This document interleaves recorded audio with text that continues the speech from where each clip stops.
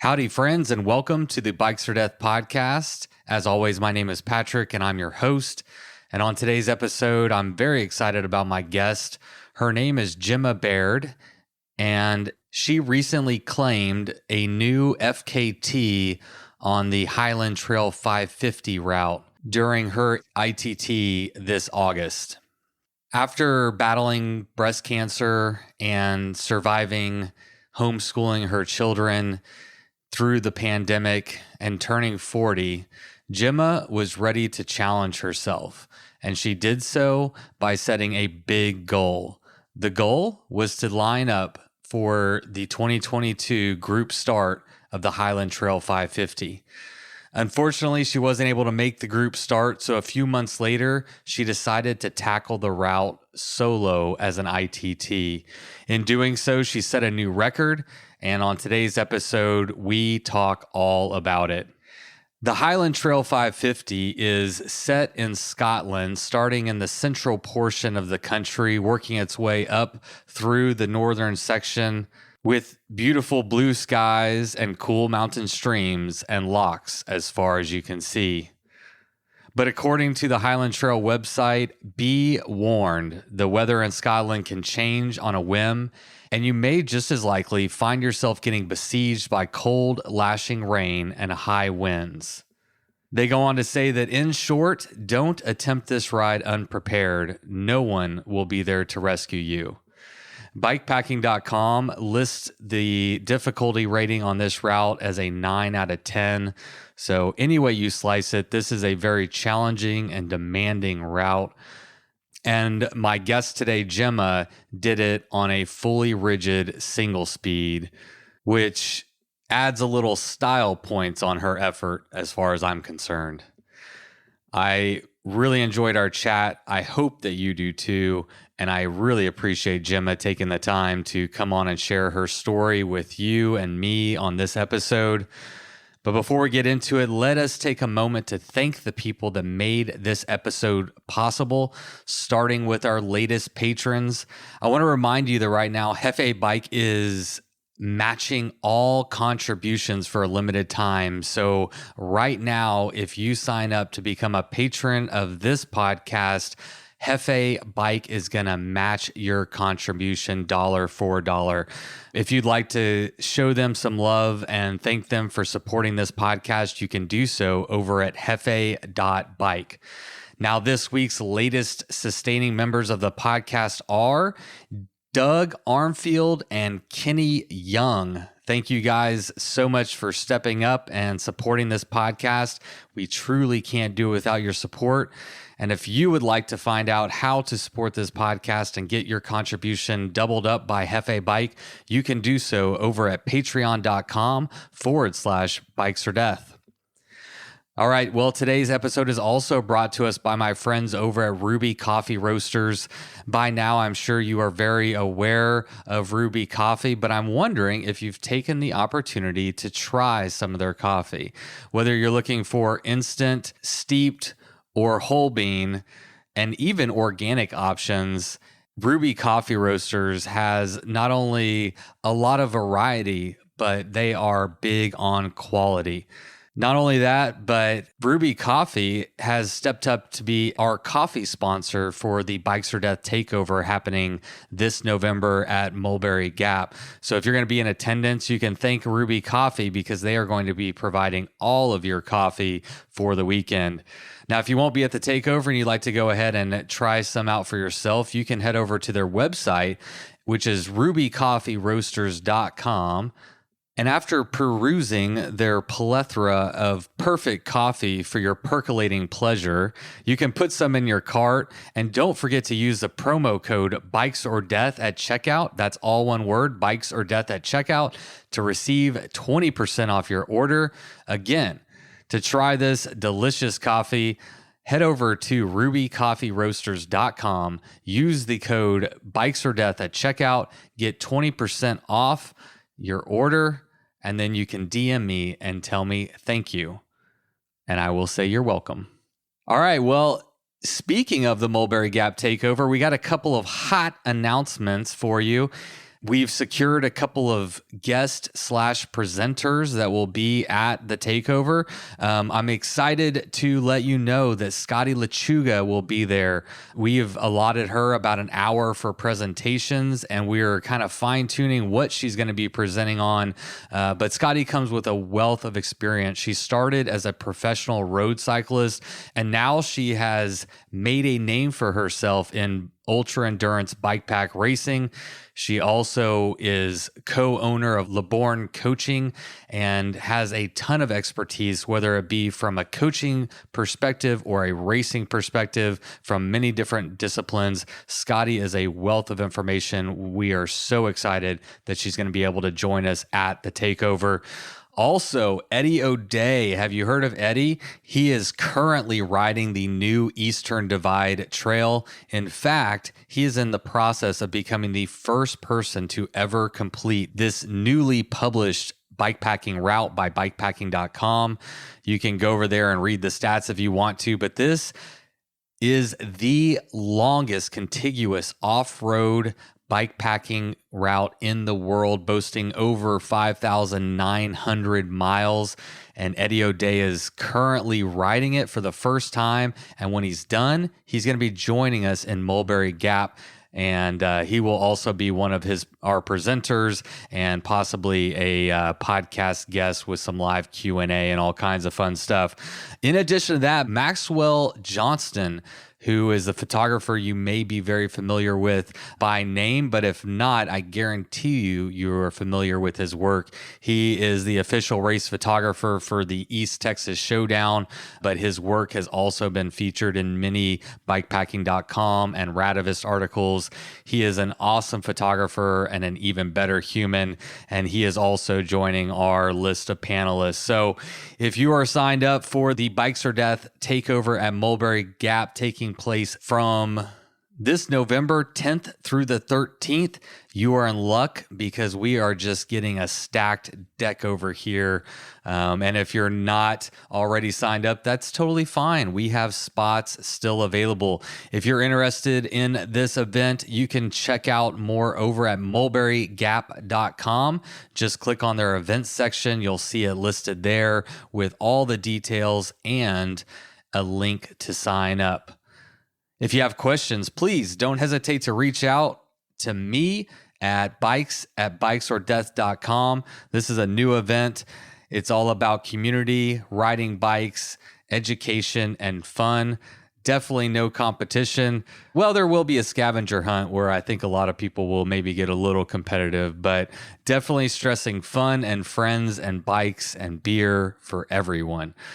If that sounds like a good time to you, I hope to see you this November at Mulberry Gap. Cha-ching, cha-ching, cha-ching. All right, all the bills have been paid, and now we are ready to get to today's episode with Gemma Baird. I really enjoyed this one. I think you will. But before we get to it, let's have my friend Miles Arbor kick it off with the Bikes or Death theme song. You load up your bike, you ride away from home. You could be with your friends or you could be alone. You ride for a day or maybe more. You just love being in the great outdoors. Everything you need is strapped to your bars, including that new pillow you got from Santa Claus. And then you think, oh shit, to yourself. You left that super lightweight tent on the living room shelf. Bikes or death. Bikes or death. Podcast.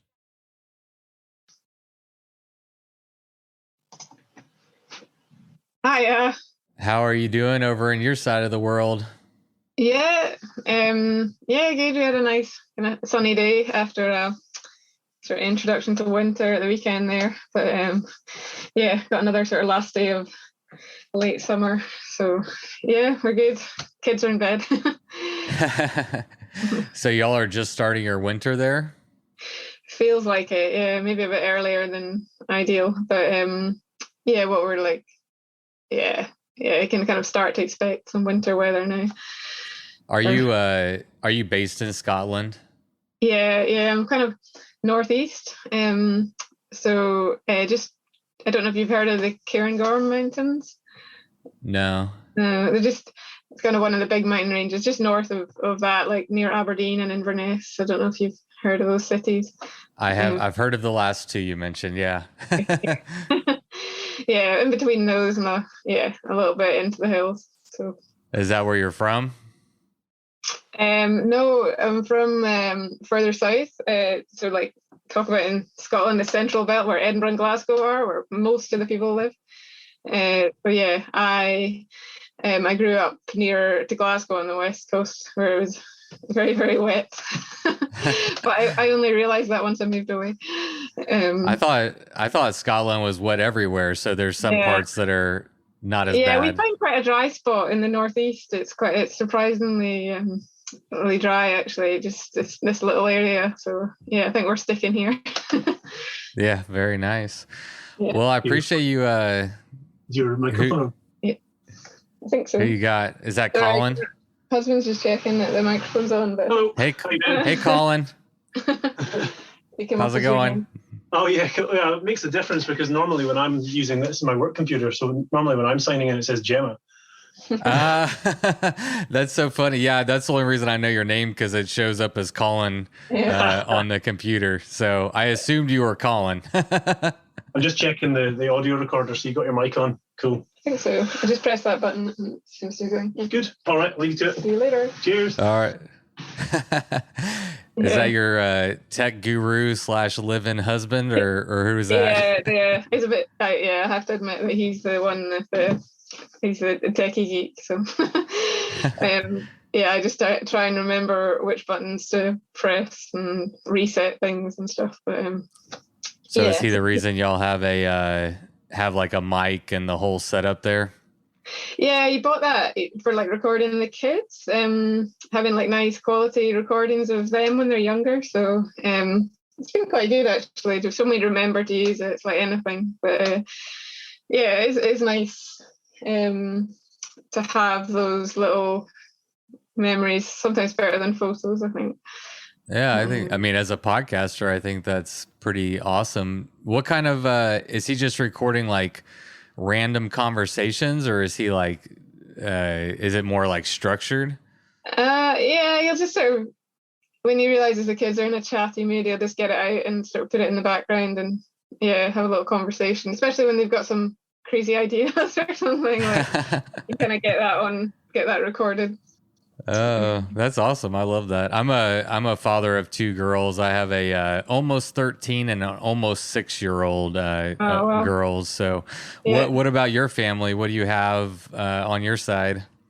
Yeah, I've got a 9-year-old boy, 7-year-old boy, and a 4-year-old girl.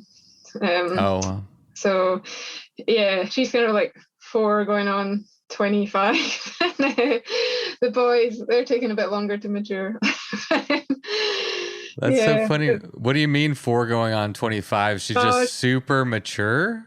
Yeah, she just like so on top of it, like organizes everybody, and she's just like she's forgotten that she's 4. She's like a little mom. Yeah, she's like doing more than what I get done. Like, she's organizing me as well. So that's so funny. I don't know what we'd do without her. She's like, she's keeping the house in order. It sounds like someone's got to be in charge, right? Yeah, exactly. I think that's what she thinks. So you got the kiddos asleep there. It's about 8:00 your time, and so the kiddos are hopefully tucked away for the evening. That's right. Yeah. Well, I don't know about you, but most parents, we only live our lives from like after they go to bed until we go to bed. And so it's like a short window of like free time. And I appreciate you sharing some of your adult free time with me. Oh, no problem. Yeah. I was a bit nervous, but I'm looking forward to it as well. Well, I hope you don't have to be too nervous. Yep. Plus, like I said, no trick questions. What in that vein, I'm curious, like what prompted you to write the article for bikepacking.com, and I wonder if that also ties into why you were interested in coming. Well, in fairness, I reached out to you, but your willingness to come on the podcast and share your story. Yeah, Yeah, it wasn't like an instant, when I got the request to do the bikepacking.com thing, it wasn't an instant like, yeah, definitely. I was kind of a bit like, oh, that sounds scary, and I'm not sure if I can write something that people will want to read and stuff. But yeah, Alan Goldsmith, who runs the event, he'd kind of put up a link to what I'd done, and there seems to be quite a lot of interest in it. Like a lot more than I had anticipated, I suppose. And I think a lot of it was around the kind of, there's a photo of like me and my 3 kids, and I think that made me realize that that's maybe captured a bit of kind of interest from people, that it wasn't just like, I don't know, somebody who's got like maybe a bit more time or like just a different stage in life doing this sort of thing. So yeah, I kind of realized that actually maybe I was a bit different to most of the people that are on the start line or the group starts and things, and thought, well, if I can kind of encourage anybody, because honestly, like a year or 2 ago, I could not have imagined doing the Highland Trail. It kind of crept up on me. So yeah, I guess I thought if there's anybody else like me who might be even like thinking about doing something like that, then I could encourage them. I thought it would be a good thing. Yeah, I suppose. Yeah, and yeah, the being female thing and the single speeding, I don't know, I captured a bit of interest because that's what got the record. So again, that was like the sort of, the title of like getting a record, but I didn't really, I rode single speed because I thought it was the best choice for the route rather than anything else. So yeah, I just thought inspiring women, inspiring mums. I also had a cancer battle a few years ago, so I thought anybody that's going through that could get a bit of sort of inspiration or hope that actually things can go quite well afterwards. Yeah, so all those things. Yeah, I think those are all good reasons. And to kind of echo what you're saying, I read your article on bikepacking.com, and for listeners, we'll be referencing that article and I'll post it in the show notes so everybody can reference that as well. But what stood out to me was not the single speed. It was, mostly being a parent. I'm 42 years old. I have 2 daughters. You have a few kids and we're a similar age. And I find that, well, number one, there's a lot of challenges that are in place at this stage in your life that other people may not be experiencing. And so the other aspect of that is I think that there are probably a large demographic of people who are, parents and have challenges and are asking themselves a question, or maybe they're like, I want to go do something big, but how do I do it? And so I think having those examples is the most relatable. Those are like the most relatable stories, because most of us aren't sponsored athletes and have all the free time in the world. And I think that stories like yours probably speak to a very large contingent of the population. So I would echo what you're saying. I think it stood out to me as well. And I appreciate you coming on to chat about it. So I don't know you, and you have zero social media presence that I can tell, and not a lot to go on. So you'll have to fill me in. You said that, a year or 2 ago, you couldn't imagine tackling the Highland Trail 550, but catch us up to speed. I mean, give me your introduction into cycling and bike packing, if you will. Yeah. So I kind of didn't really, I'd ridden bikes to get places like as a kid and a teenager, but I never really started mountain biking until I was maybe later on in university. A few of us used to go and like hire or borrow bikes and try out this place called Glentress. So I got into it then, and then I moved to Bristol, and there was a big scene of mountain biking. That was where I took my first job, and so it was just like a perfect way to meet people. And I just did sort of rode to work every day, and then put my commuter bike away, got on my mountain bike and rode after work. So I did a lot probably a lot of my hours of mountain biking in the sort of 7 or 8 years I lived in Bristol. And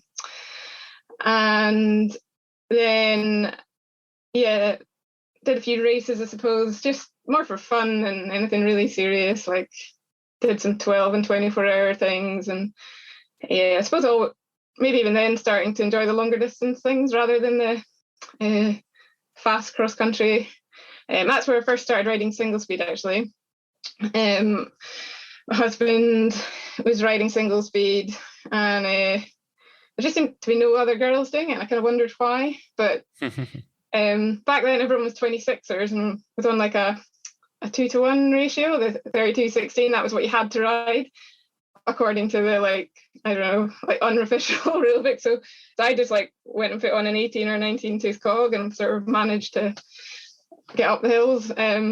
Sometimes get up them easier than the guys did because they had too hard a gear, and realised that actually single speeding was accessible just if you had like the right gear for your sort of abilities. Yeah, so did a lot of riding there, and then we moved to Stockholm in Sweden for a few years, and kind of learned to ride on rocky coastline, like quite big rocks. When I first went there, I thought, how do people ride over this? And kind of just followed and copied and worked it out.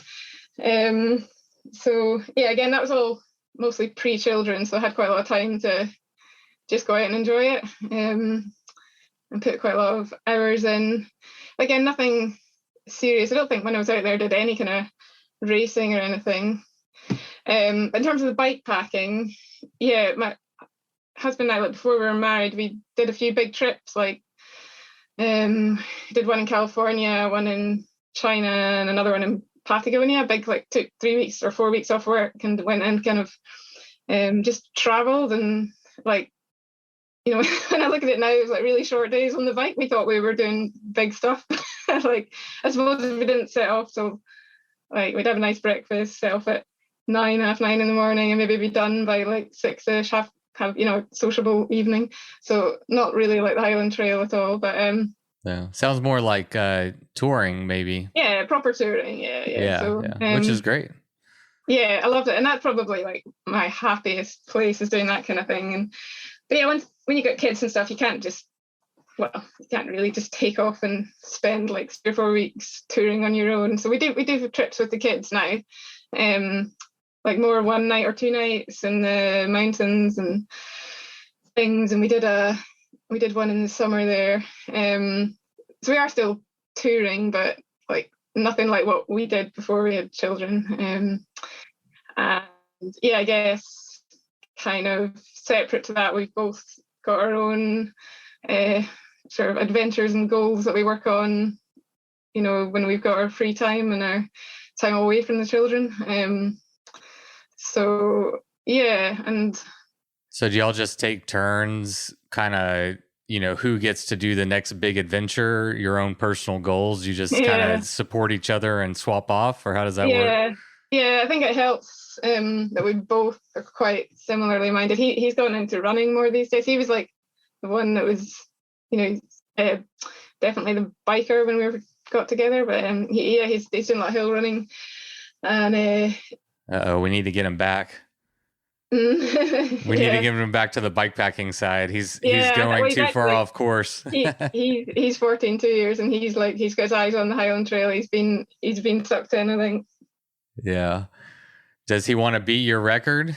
Is it competitive like that, or is it just all in good fun? Oh, he'll probably beat my record by quite a bit, but yeah, I think he's just like, we went to the start and the finish line this year, even though I had COVID.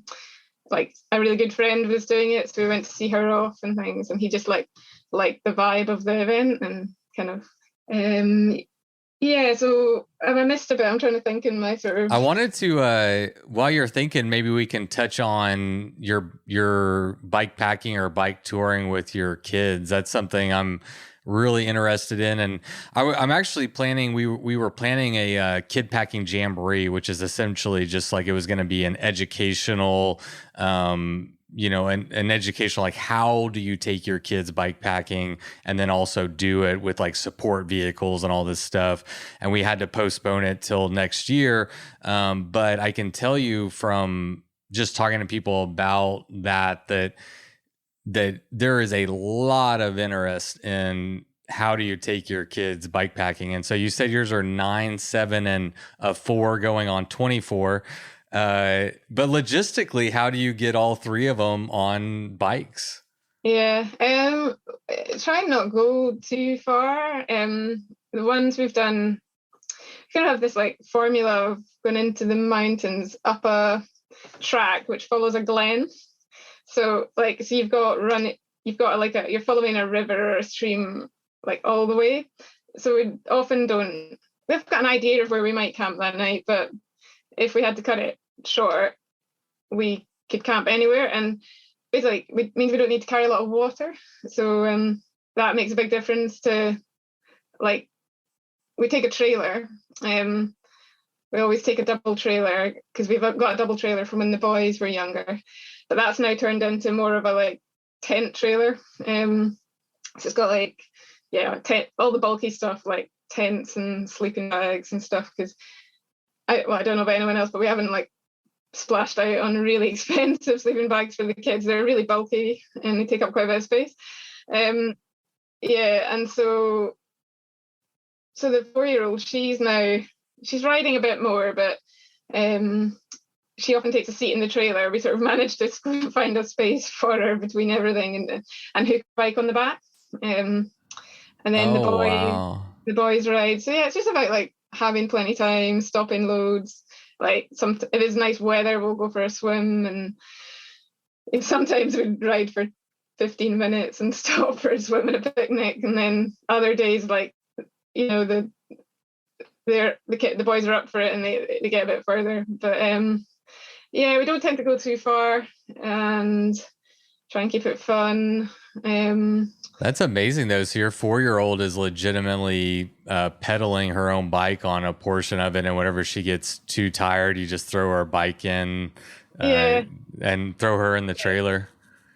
Yeah, and the boys, like when they were younger, it was the same for them, but now they don't get the choice. They love to get in the trailer sometimes, but they don't get that choice. So, and sometimes it's like you're riding along next to the boys and you have to put a hand on their back and help them up a hill or something. It's not... do you take any of those like towies, the toe straps or anything like that with you? Interestingly, for the first time I used one of them at the weekend, but we have avoided it. I've just kind of, rather than getting the kids used to being pulled, I thought our strategy is more just not to go as far, because they'll always want to get pulled. They'll always just like choose that option.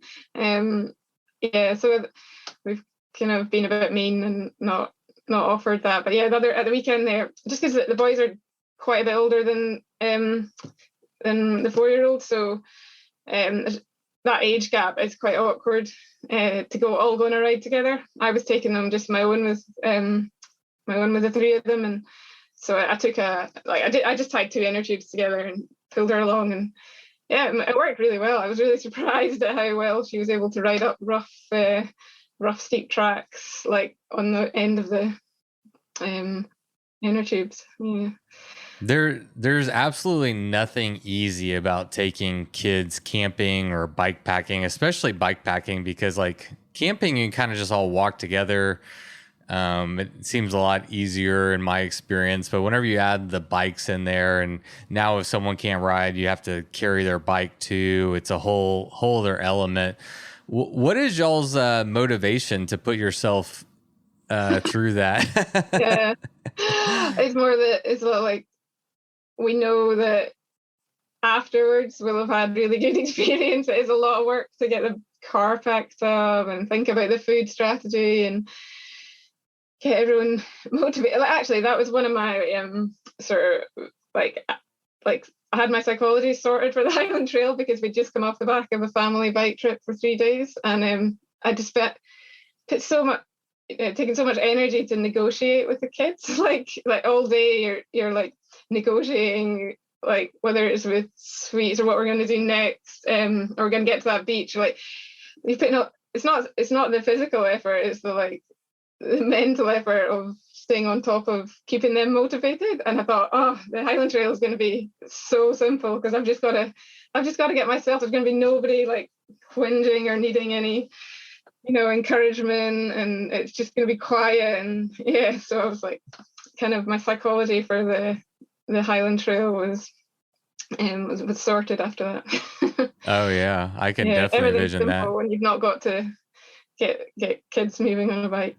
You got 3 different energy levels, you got different snack breaks, you got pee breaks. I mean, everything you can imagine is just, it's a never ending mommy daddy type situation. Yeah, we've got a dog as well, which comes on them as well. It's just like, the amount of toileting you have to deal with, and Well, you should be commended. It's really hard. I know I benefited from a family that grew up taking me into the outdoors, and I think it's paid dividends. And but I also know as a parent how challenging it is. But I'm also like, I'm curious if this resonates with you. But I'm making deposits to a future bank right now. Like, I'm hoping that in the future, when they're older, they're going to want to go, they'll be excited to go, and we can go and, do some more epic stuff. But it's a long, gradual process to get to that end goal for sure. Yeah. Yeah. And I always worry, I hope we've not put them off. Like, whenever you think you'll maybe pushed it a bit far that day and things, that's a concern I have. But, I think we're both quite, as a couple, we're both quite aware of not pushing them too hard and keeping the plan sensible and flexible as well. The good thing about going up the glen is that it is a gradual climb on the first day, but the second day it's like generally rolling down a hill. So once you've kind of got them to camp, then you're cool, you're done. Like, it's sort of the hard work and they love just like flying down the next day when they're a bit tired because they've not slept very well in the tent. And that's when you remind them, you're like, see, look how much fun you're having. Isn't this fun? Yeah, that's how the weekend ends, I suppose, flying down a hill and having breakfast in the tent and everything, and they love all that. Yeah, it's just the pedaling. But yeah, it's not until older in life, I feel like, where you understand that those hard efforts make experiences more meaningful. You can't appreciate how those two coincide, but when you get older, you really, at least I do, value, a place and experience a lot more whenever it was a little bit more challenging to get to. Yeah, definitely. So ultimately, are your kids are they asking you to go bike packing? If you say to your kids, hey, we're going bike packing this weekend, do they all get excited, or do they kind of moan and groan? They always get excited about camping. We're talk about camping with the bikes and maybe don't use the term bike packing, but they're normally quite up for anything camping related, even if it involves cycling a bike. They sort of forget about the fact that there's going to be some hills involved until we get there. But they love camping and taking the sleeping bags, like whether it's in the garden or whether it's in the mountains. Man, that's its own endurance sport right there. If you can take 3 kids and a dog bike packing, I think you can do the Highland Trail 550. I was gonna ask my next question, and I'll go ahead and ask it, but the Highland Trail 550, it's a big challenge. It's a difficult route. Bikepacking.com has it rated a 9 out of 10 on the difficulty scale. And I was going to ask you, so previous to the Highland Trail 550, what was the event or experience that gave you the most or prepared you the most for the Highland Trail 550? And I think the answer is taking kids bike packing. Yeah. I guess I didn't when I sent my CV to Alan Goldsmith to get my place. I actually probably should have mentioned that.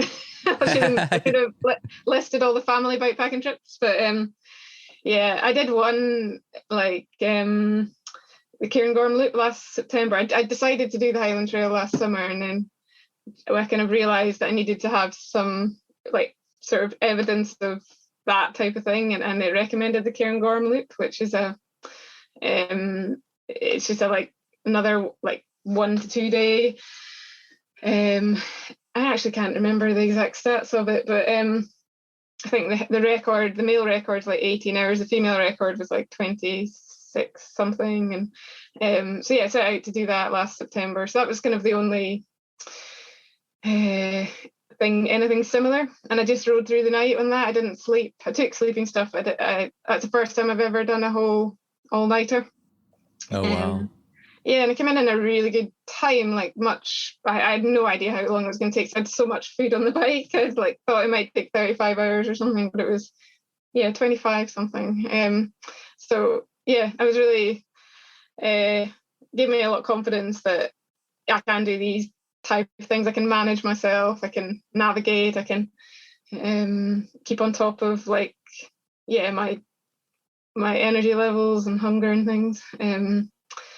But other than that, then I just did a few like 2 to 3 day routes. Some of them actually wrecking parts of the Highland Trail between like January and April.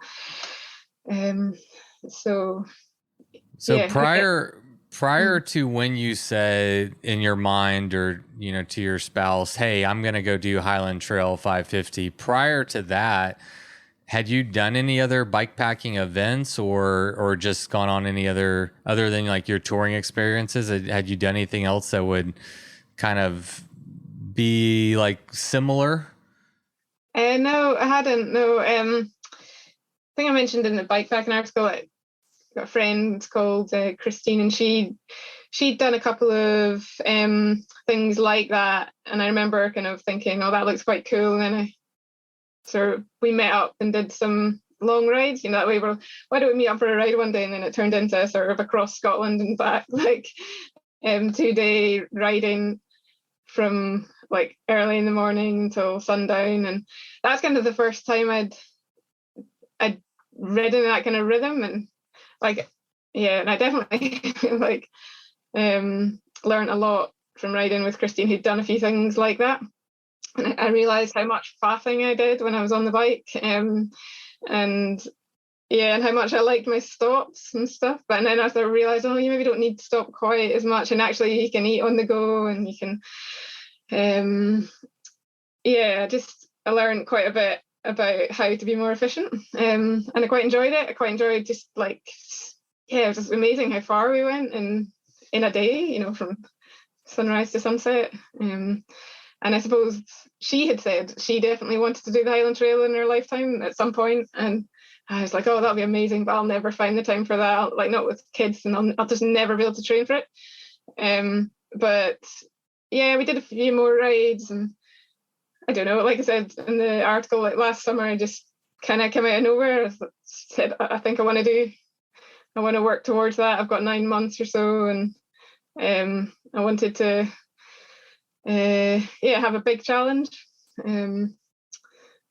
So I mean, we've touched on it a little bit, or you did, and also in the article, but you had finished treatment for breast cancer, and then after that you went straight into homeschooling your kids, and you isolated homeschooling is what you said, and then you're also turning 40, and so it seems like this was a very personal challenge that you made for yourself. And I'm wondering if you can speak to maybe where you were at in your life and why setting a big goal like this was important. I guess after the cancer journey and everything, and getting me stuck at home with the kids and trying to homeschool them, which was really tricky because like one of them in particular was not enjoying that. My husband, he was working from home, so I was able to at some point in the day say like, I'm going to head out my bike for a couple of hours, and I just knew I needed that space. I was like definitely struggling, like that kind of your glass is full and it doesn't take much to tip over. I definitely felt like that for quite a long time, and I really needed the bike to just process everything that had happened. Basically I went through all the appointments I'd had with my treatment and everything, like came back to me on the bike, and I had to rerun everything before it was kind of behind me. And I seemed to only be able to do that when I was away from home and on just pedaling and sometimes I feel like life is, I've said this before, like whack-a-mole, like things are just coming up fast and you're just reacting to it, but never really processing it. So at some point you took the opportunity to, it sounds like, process everything that had happened. Yeah, definitely. And then just whenever it was possible, like lockdown wise, to get away for a weekend, I also really benefited from that. And well, instead of going to like a spa or something, I chose to go and ride my bike for 16 hours and sleep in the tent and then do the same again the next day. And that seemed to be what I wanted to do. I guess I was enjoying feeling healthy again, and maybe took it a bit far, but like that, I don't think so, but maybe some people think so. No, not the people listening to this podcast. No, that's true. So and it just like only 2 years ago I'd never slept out on my own. That was a big step. I remember like being a bit nervous about it, and I bivvied up. I think I cycled, or maybe I walked. I did cycle from home, just up a hill you can actually see from the house, and that seemed to be a bit like easier. But it felt easier to see home from where I was going to bivvy. But and I took the dog with me the first time actually. But yeah, just like when I look back, I'm like, God, yeah, I've come quite far, and even just a couple of years. I had all that bikepacking experience from like pre-kids, but I was always with a friend or with my husband or boyfriend at the time. But I guess the doing such a long distance on my own, it just crept up on me. And I think possibly crept up on you in like the idea, like your ability to do it crept up on you, or your desire, or what? Yeah, I guess I've always enjoyed pushing myself. And I've got a wee bit of an inner competitiveness, but more with myself, like challenging myself to do things. And I've always enjoyed the long distance and the endurance and the journey. Just going to new places. Like I don't like going back to the same place or like watching the same movie, and I like to like do the next thing. So you already got that shirt from all those other things. You might as well go get some new shirts. Yeah.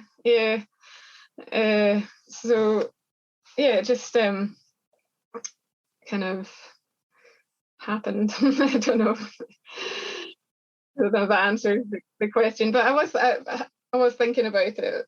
It's not been building up over years and years, probably just in the last couple of years. And I guess watching other people and taking a bit of inspiration from other women, and especially women, I suppose, who are doing things like big things. Where were you at? So, where were you at whenever you got diagnosed with cancer? Obviously, at that point, I think you had already had children. Were you doing a lot of riding in your life at that time, and did that kind of put a halt to it, or did kids kind of already take care of that for you? Yeah, I guess I was in that phase. Like my daughter was 1.5, so I was like just coming back to strength again. Like just getting back into feeling strong again and doing longer rides and getting back into running, which was always a struggle for me after having kids. My body didn't seem to want to run again. But yeah, I can't even remember if I've like entered a race or anything like that. I don't think so. I'd done over the few years previous to it, I had done a few like hill running events. Just when we moved to the Highlands of Scotland, I quite enjoyed having the heathery hills to get out and running again, which we didn't really have in Stockholm or Bristol. So I'd done a few like mountain marathons and things like that, which I trained for.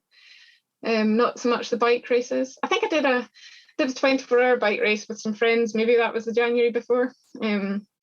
that's a lapse thing in the middle of in the middle of winter in Scotland. It's called the Strathpuffer, and yeah, that was maybe the only race I'd done recently. So yeah, nothing like on the scale. Oh, I didn't have anything in my sights like the Highland Trail or anything like that.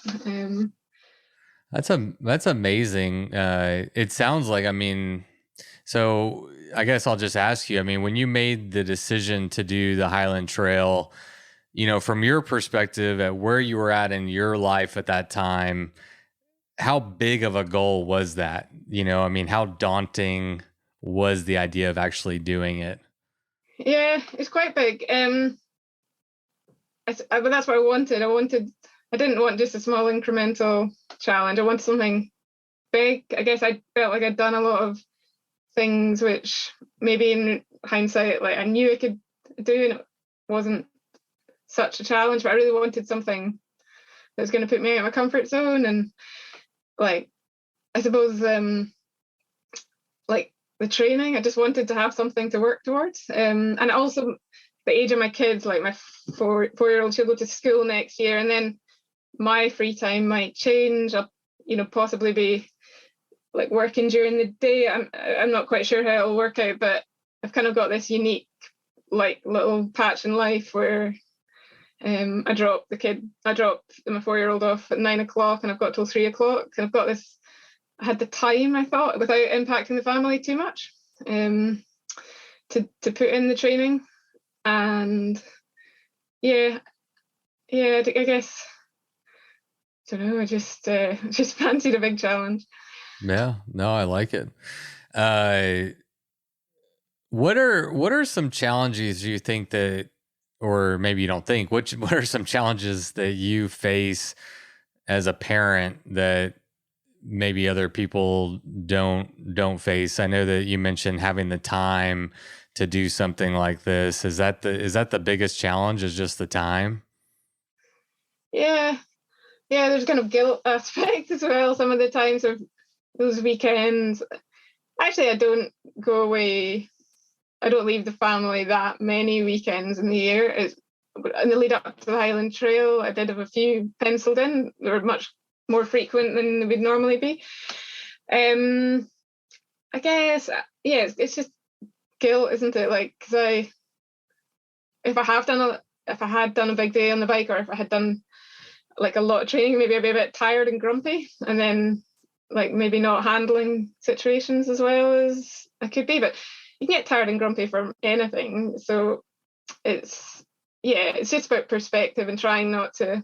I guess I just feel like I need, it's what makes me tick. And if I go without my sort of like adventures or exercise for too long, I get even grumpier. So it's trying to kind of balance it. And also I want the kids to see me, or to see us, like have an active life and not just be like serving them all the time, and do have our thing. I mean, whatever that is, but have a passion. I think that's healthy for them to see as well.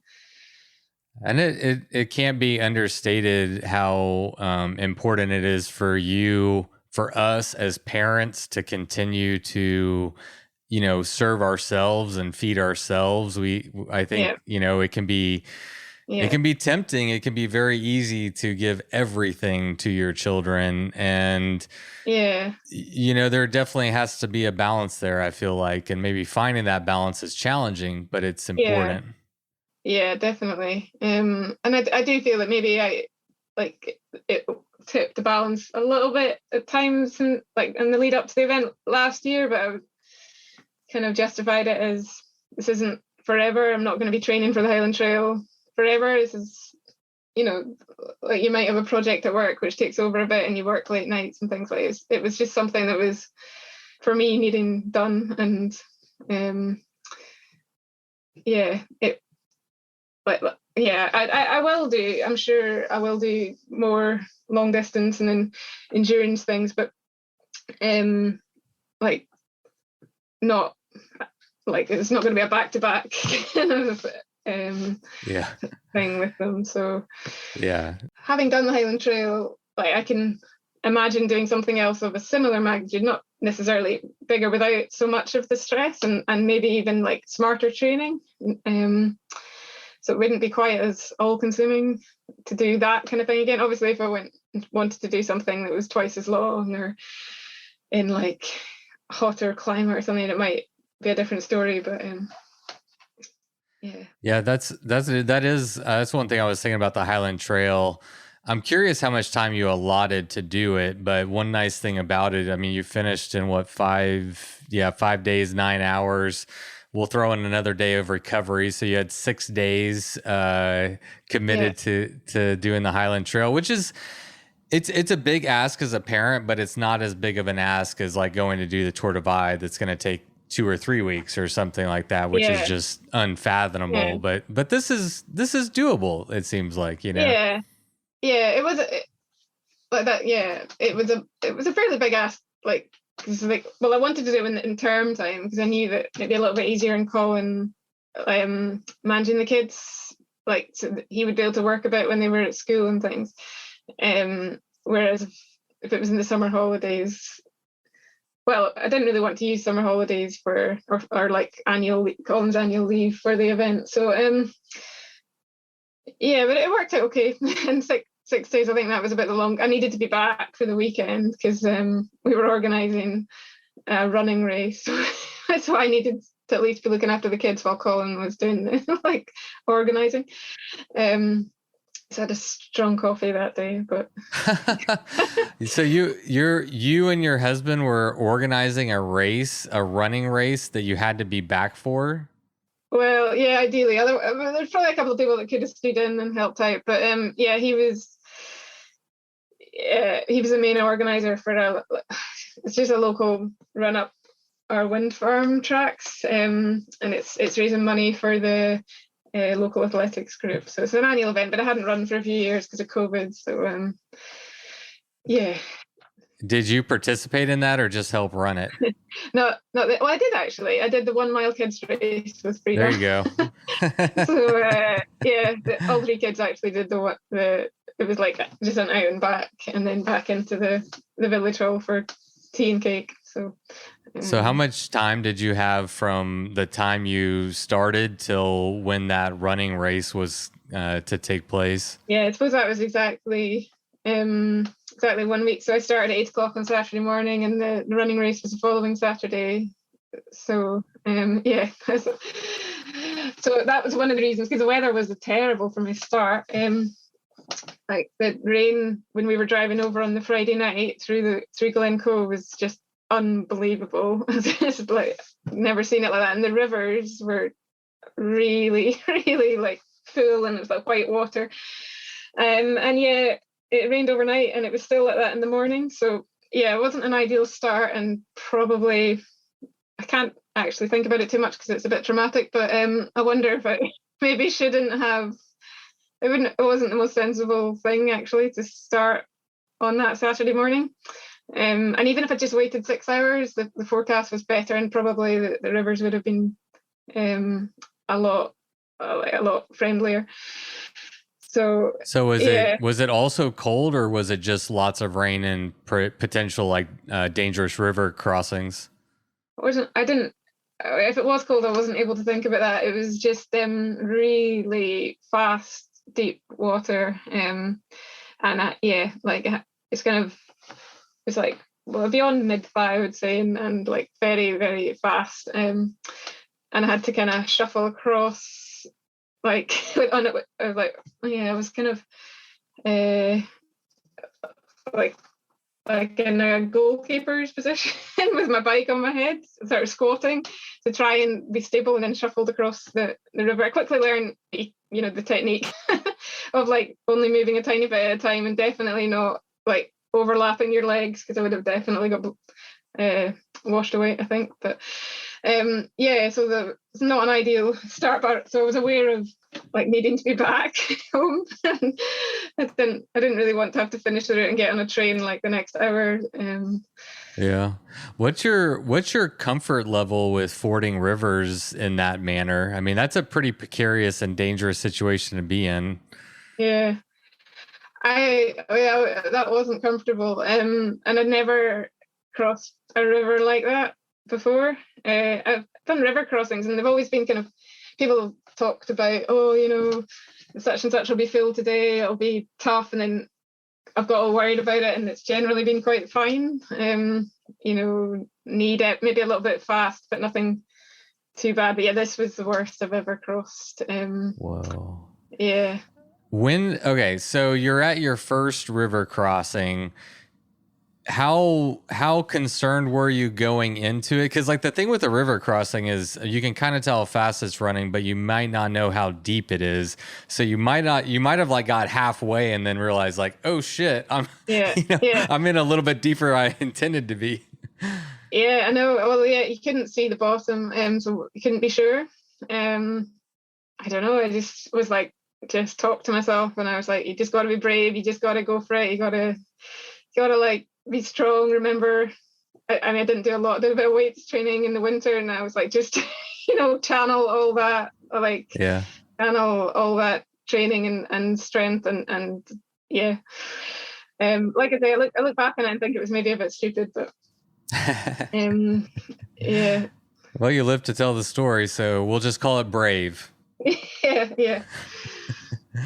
So your goal was to be at the group start for the Highland Trail 550, which was held in May of this year. What happened there? Yeah, it was all going well. I'd kind of done all my training. So the event was meant to be the end of May. I can't even remember, maybe the 28th of May, I think it was meant to be.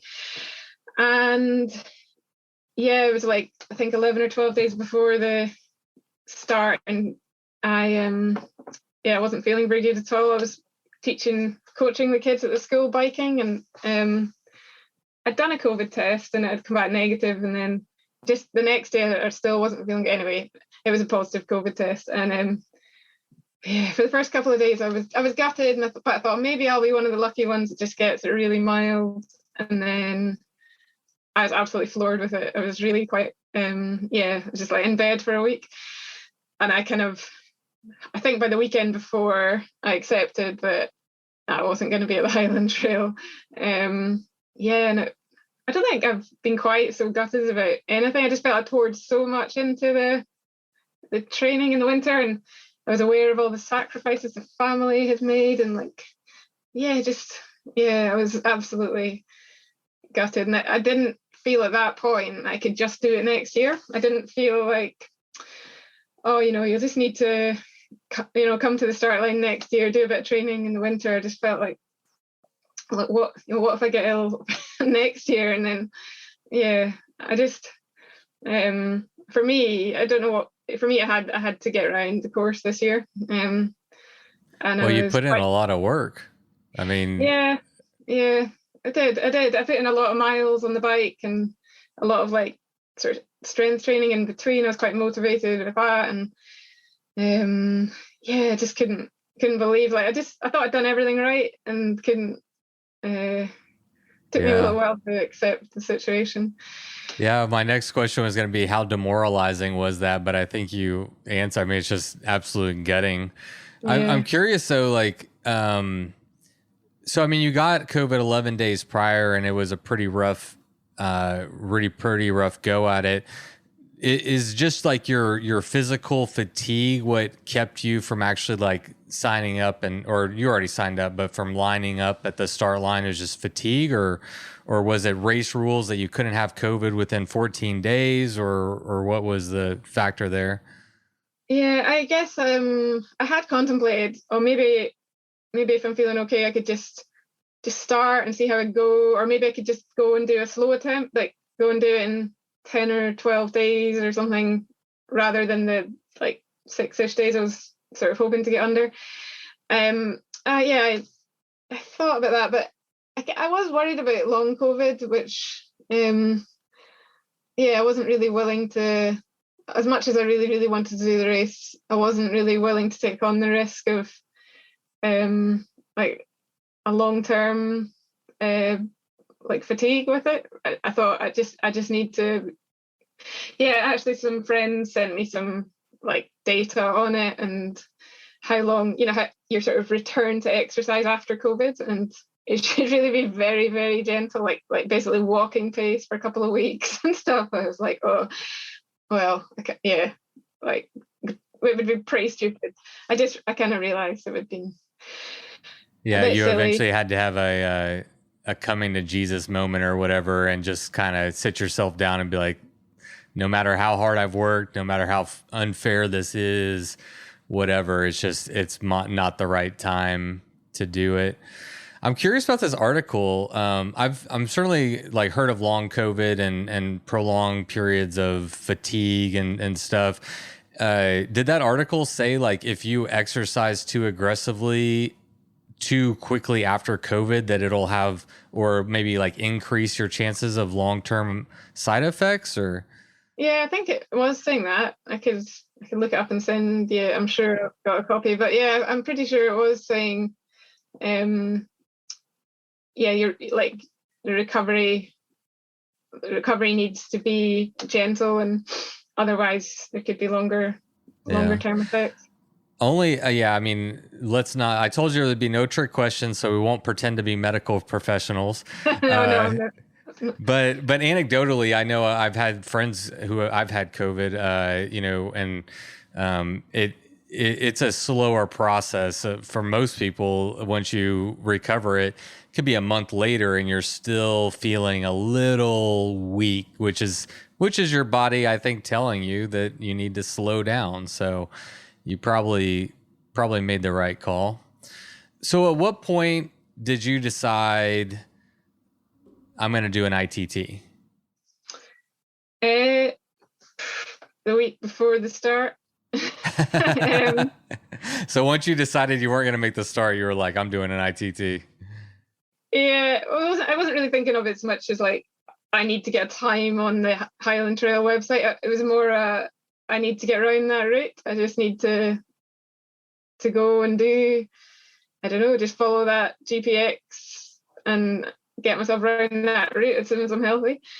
I'd just been so kind of focused on it for so long. I don't know. I don't consider myself very stubborn most of the time, but I was definitely feeling a bit like I need to do this, even though it's maybe not sensible and it's not going to be a huge amount of fun on my own. I did try actually, because there was a number of women who pulled out in the last like week or two. It was a shame actually, because the start list suddenly dropped the female numbers, and some of it was from COVID, and maybe like 3 or 4 of us, and then I think there was another couple which had to pull out for other reasons. So I actually asked Alan, I said, oh look, I'm planning to go around at the end of August, and I just wondered if any of the other girls who had missed out fancied that as well, or were kind of similarly gutted and therefore motivated to do a similar thing.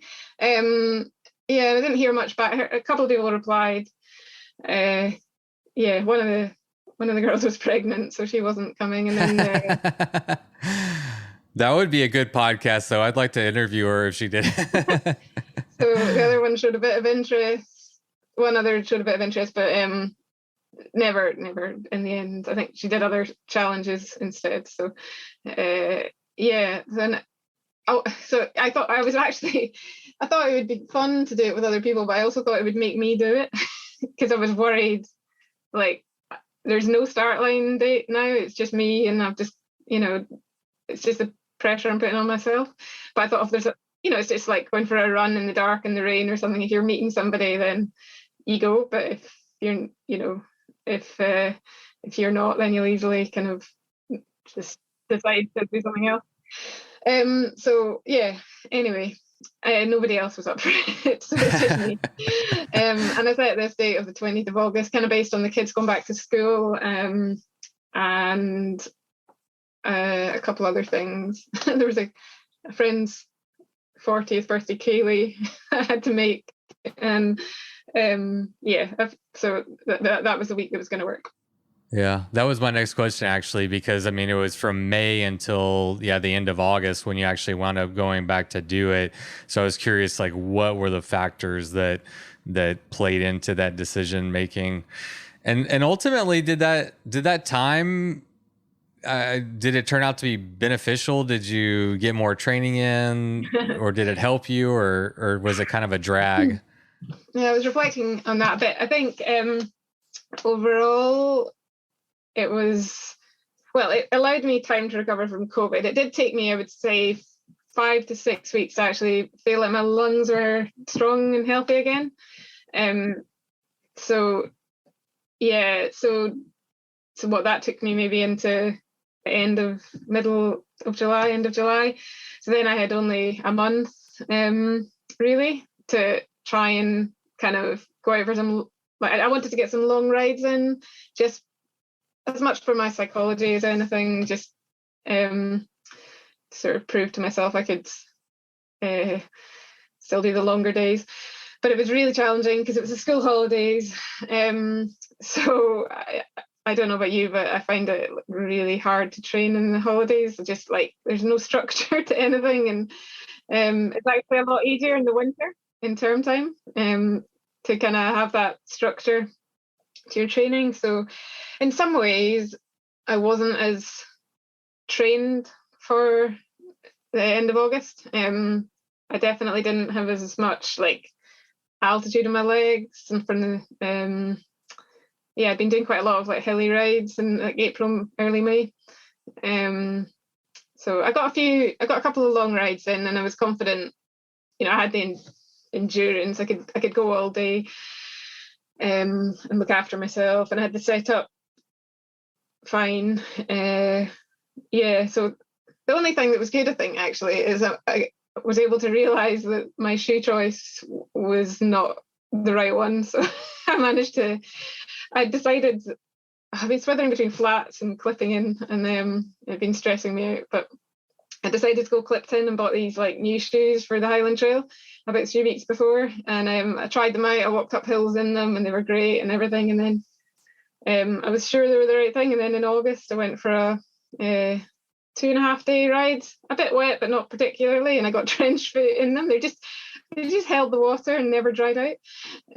So I was like, right, no, I'm going back to my flats with my like really well ventilated shoes, which I had been riding in before. So, and I'm so glad I did. I just, like, with all the walking on the route and like what would have been clipping in and out all the time, I was really glad that I had the flats and I had the shoes which had a bit of like breathability. So that was about the only thing I thought, actually, like that could have cost me the race, having shoes that like didn't dry out. It cost me there, but yeah. So what was the advantage of going clipless? Was it, I know that the Highland Trail is very rocky, it's usually rainy, so just being more connected to your bike? Yeah. I didn't find that too big an issue. Like I say, I had been dabbling in flats for a while. I'm normally clipped into the bike, but I'd done a few training rides in flats, and a couple of times my foot would slip off, but it wasn't too bad. And certainly I think the benefits were outweighing the disadvantages for me anyway. The only thing is the flat pedals bash into your shins and your back to your ankles a bit more than the smaller pedals. So that was quite a lot of scratches. But you got some scar tissue built up. Yeah, it's just good stories. So, I guess I have two questions here. What was your goal going into your ITT, and did it change from May until August, or did you maintain the same goal? I guess I knew. Well, I was pretty sure I could get under 6 days, just sort of benchmarking on other riders who'd done it, and like how well I went in the Cairngorm loop the summer before. I was on gears for that, but I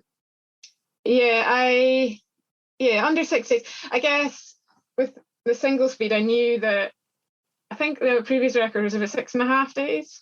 So I guess I was pretty confident that if nothing went too badly wrong, I should be able to get under that record. So that would be an accomplishment in itself. But yeah, I guess I did want to feel like I would have been up there in the girls' race. I kind of wanted, I would have been disappointed if my time was like too different to the sort of top 3 or 4 girls who'd done the group start in May. Wow. Yeah. That's a really neat goal, considering, were you recovering from cancer and I would assume from a physical standpoint, almost starting from ground zero and retraining your body and setting a big goal. You didn't just say, okay, well, I'm going to take on the Highland Trail 550. You gave yourself a pretty lofty goal to match that. That's just like one part of my brain. The other part of me was like just thinking, I just want to get round, and I have no idea if I can push myself without other riders out there. So I remember talking to people before I went and saying I wasn't really sure how I would react to being out there, and how if I would like just kind of just be getting around and want to go to pubs and restaurants and things and like get a bit of civilization and meet some people, or if I would get my sort of race face on and crack on. So I think I did a wee bit of both, actually. But yeah, I was, by the last few days, I let myself push harder and harder. And I don't think I pushed too hard in the first couple of days. I stuck with my strategy of just seeing how I got on with 4 hours sleep, because I've never done back-to-back days with like such short sleeps. So I just didn't know how I would react to that. Yeah. So I guess reading that other people have done it, you think, well, surely I should be able to do that. So that was my only confidence. Yeah, I feel like my perception, you can correct me if I'm wrong, but like I'm assuming your goal of 6 days, sub 6 days, doesn't come from a massive ego, but rather comes from, in my mind, it probably speaks to how much training and preparation you did and how comfortable or confident you felt going into it. Yeah, I'd done quite a bit of training. I don't know. I just had a feeling, I suppose, based on other riders' times and things, where I should be able to sit if I was riding well. I didn't have any big issues. And luckily I didn't have any, apart from the first day with the rivers and midges. I didn't have any big issues. Wait, what are midges? What are midges? You don't know what midges are? Oh, they're like tiny little flies. Like little gnats, or yeah. That's what I'm picturing, like little flies or something. They come out in the morning and the evening. Like they can be out all day if it's like damp weather. It can be around all day, but especially in the morning and the evening, and it's just like clouds of them in the sky, and they just nibble at you, and they're really awful. They're particularly bad in August. Like May, you're kind of almost pre-midgie season. So not, I mean, you can get midges in May, but don't tend to be as bad as like July, August, when it's a bit warmer and a bit wetter. Do they leave a bite like that itches you? And they leave like stuff. Little red dots. You look like you've got the measles, like little red mottled dots. And if you're unlucky, they and you scratch them a lot, then they kind of swell up, and you get lots of like raised dots all over your skin. So I had to ride with a midge net on quite a lot of the time, which is like, I guess like a mozzie net. It's the same kind of thing. So, but I had to, I spent quite a lot of the Highland Trail with a midge net on my head. So I'm kind of glad there wasn't photographers out there.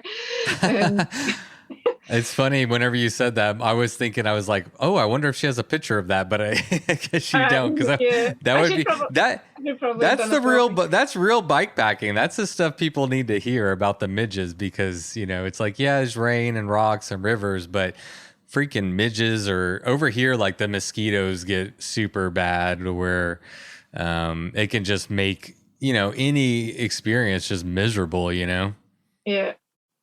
Yeah, mozzies, I don't know, they're different, I guess. Mozzie bites are worse, I think, but there's not as many of them normally in one like small area. So it's different. So let's talk about your bike. You went fully rigid single speed. And I remember, so Liam Glenn was on the podcast back on 75 whenever he got the single speed record, and he almost took Neil Belchenko's overall record on a single speed. Just had a fantastic run. But I remember researching for that episode, and almost every bike that you see on the Highland Trail is a full suspension 29er. Is that your understanding? Like, most people are taking a pretty, robust bike. Yeah, and anyone that doesn't is like turning a lot of heads. Yeah, there was a kind of gravel bike with fatter tires on it this year, at least one, maybe a couple. Yeah, and a few hardtails, but you're right. Mostly, I think people are riding full suspension. Yeah, so it's worth noting for perspective, like, fully rigid single speed always has some respect, but I think on this route it comes with a extra level of street cred, let's say. so what led? I mean, why pick single speed fully rigid? Like, when most people aren't, why did you make that decision? Yeah, it wasn't really for the street cred or the respect. It was more for, I think the biggest reason was it was a fear of gear failure. So I wanted, like I was saying, I didn't think I would be able to do the event twice. Like, I felt like, I couldn't justify all this training and time away from the family. So it was just like one chance I had to get around the Highland Trail. And I just wanted to minimize my chance of anything going badly wrong and having to pull out. And I had a background of single speeding. So that was, it was a bit of a thought. Like, I was actually calling my husband. He was like, well, if I did it, I would do it single speed. Why don't and I was like, would you? And then it kind of got me thinking, and I listened to Liam Glenn's podcast, and I was aware that he'd gone really fast single speed. Well, I was like, well, it obviously doesn't slow you down, or it needn't slow you down if you're as fast as Liam Glenn. But it's an extra challenge, but yeah, I like the simplicity. I don't like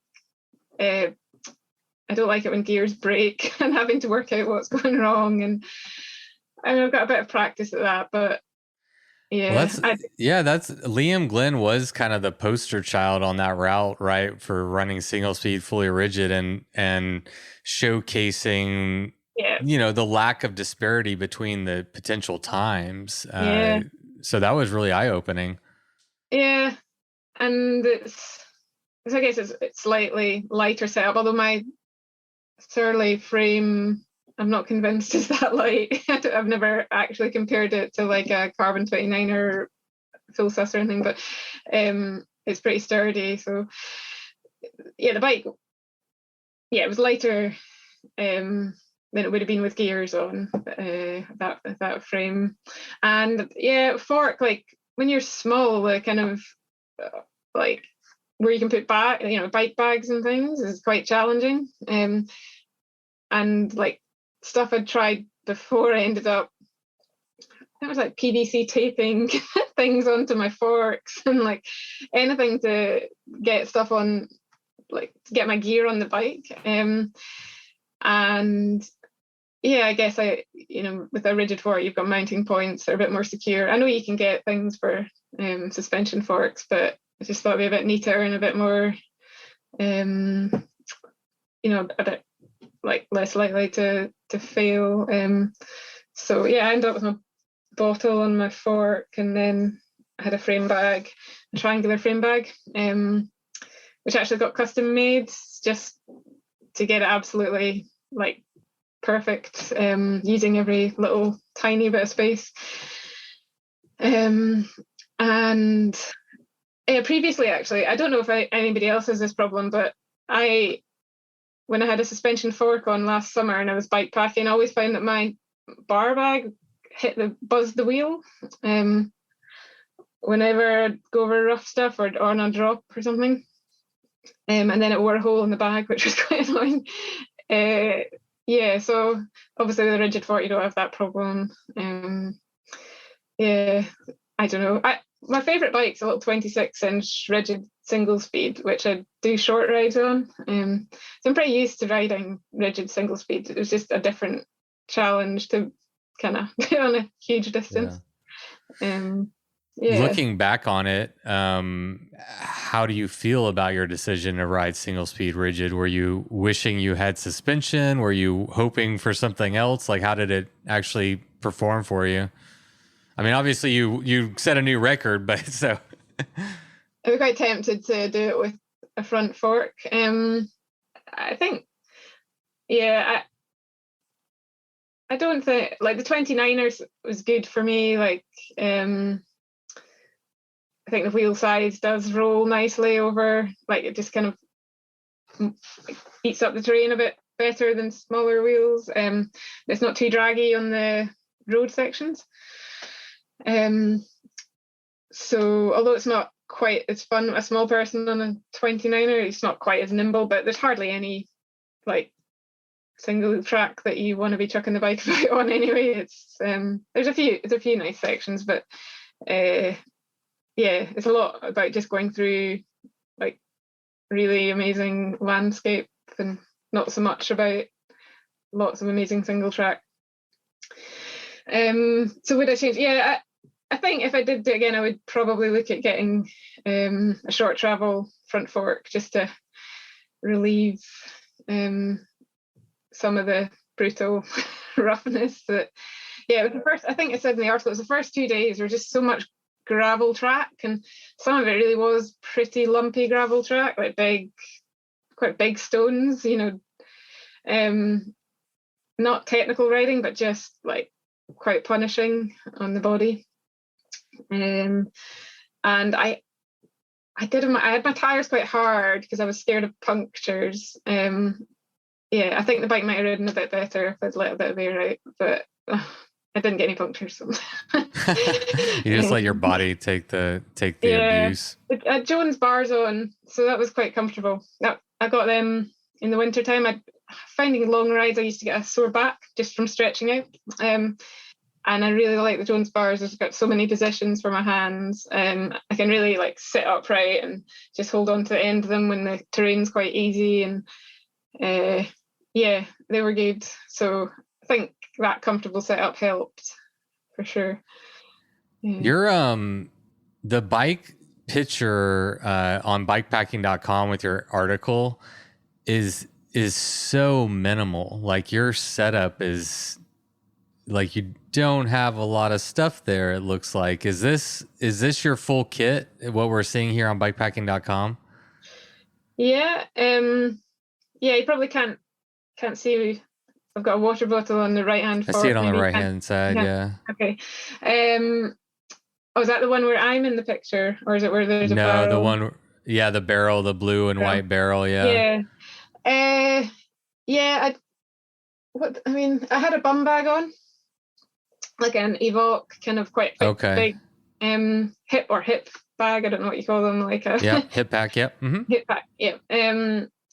And yeah, I mean, I had a tent like as well, so it wasn't the smallest sleeping setup. Yeah, I think I said in the article, I was pretty pleased with what I took. There was one thing I need to correct in that article, was that I used everything I took. I didn't use all my tools and spares. Like, I was glad I had them, but I didn't use every bit, every like tire plug or anything like that. So yeah, I was pleased with the setup. I don't think I took too much extra, and even like I had a puffy jacket, which I actually never had on. It was and I had a merino top, a long sleeve merino top, which again I never had on. I never changed out my top layer just for 6 days. So just yeah. How tall are you, if you don't mind me asking? 5'3.5". Yeah, it's a pretty tidy setup. You must have spent to get down to that minimal of a setup only comes with experience. You know, people don't tackle a big route like this, you pack your fears, right? And so to go that light and really dial down on the things you need, it only comes with experience. Some people might be interested in a gear breakdown. I know I would be. I've dated a few ladies that were in the 5 foot to 5'2" range, and it's always the challenge of how do you get everything you need on the bike. It's one of the challenges for sure. I definitely like the bar bag, for instance. It's not the biggest. I think the brand that makes it. It's not the biggest one that they do, but I was quite determined to. I think like if you've got a big bag, you'll fill it. So, and it was the same with the seat pack bag. I actually borrowed that one. The one I've got's bigger. And again, you can just put more in it. So I thought I'd challenge myself. It was about a few weeks before the event. I challenged myself to get all my setup with a small seat pack. And somehow the tent actually goes in that little seat pack, and I managed to put a roll mat on top. And I was kind of amazed. But yeah, again, it was just like if I had my normal seat pack, there would have been space at the top of the dry bag to put in an extra pair of socks, or I don't know, like maybe my puffy gilet as well as my puffy jacket or something. I might have been tempted to throw in another couple of things, which were actually doubling up on what I already had. So yeah, pretty pleased. Was there anything that you didn't bring that you wish that you had? Oh, there was something. Oh, a head torch. I forgot my head torch. Oh, yeah, that's so funny. Yeah. Second guest in a row that forgot their headlamp. Yeah. Seth on the last podcast, he forgot his for Silk Road. So yeah, I had a 2 bike light. I had a headlamp for my helmet, and I had a bar, so it's like 2 exposure lights, and then my phone. Of course, you could use the so that it's just really annoying at night time in the tent. Like I quite liked my little 20-25 minutes in the tent where I would have it all set up and I'd get in and I'd just have a little snack and just chill just before I went to sleep. And yeah, but I had to always have my phone like pointing into my eyes, or I just wish I had a little head torch. It would have been a lot easier. There you go. And Head torch. I didn't want to use my bike. I used my bike lights to get the tent set up. But again, that was kind of worrying me because I had a dynamo hub charging things, and as the route got slower, I was feeling like I was struggling to keep everything charged. And I had like 2 hours of darkness in the morning and the evening, so I needed my lights. It's not like in the end of May where you don't really need your lights much at all. If you sleep when it's dark, you don't need them at all. So yeah, so it was starting to worry me a bit, and I felt so silly for not just having a little head torch. That would have meant I could have saved my bike lights. Interesting. So that's the only thing. Yeah, that, and I suppose my socks. So I ended up buying sealskin socks halfway through the event. What are those, like a waterproof sock? Yeah, I'd really started to struggle with like trench foot setting in. Just my the ground was so wet, and when I was doing so much walking, like shoes just weren't drying out, and my socks were not drying out, and they were really smelling bad.